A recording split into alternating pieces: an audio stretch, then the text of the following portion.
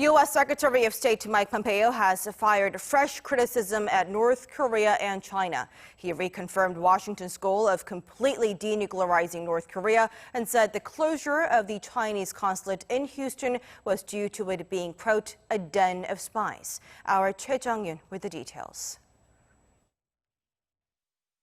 The Trump administration's goal for CVID, or the complete, verifiable, and irreversible dismantlement of Pyongyang's nuclear and missile program, is still valid.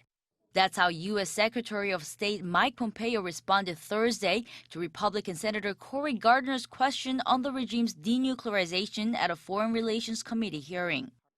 Although Pompeo didn't bring up the matter in advance, watchers say it's somewhat unprecedented for a high-level official to speak out publicly on the CVID goal. The U.S. has refrained from using the term since the historic 2018 Singapore Kim-Trump summit, as North Korean parties have been repulsed by the idea.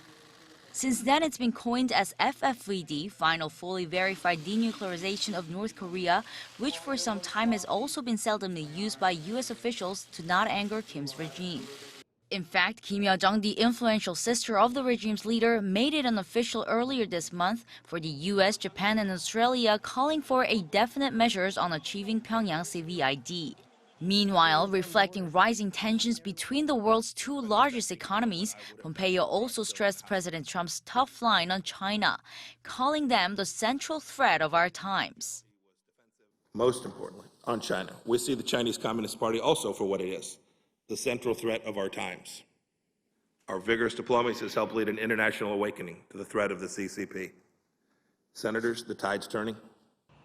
He said the reason for closing down the Houston consulate of China was because it was, quote, a den of spies.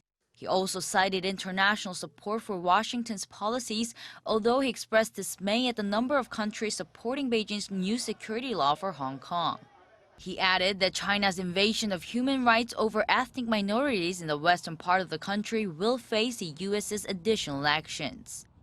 Choi Jeong-yoon, Arirang News.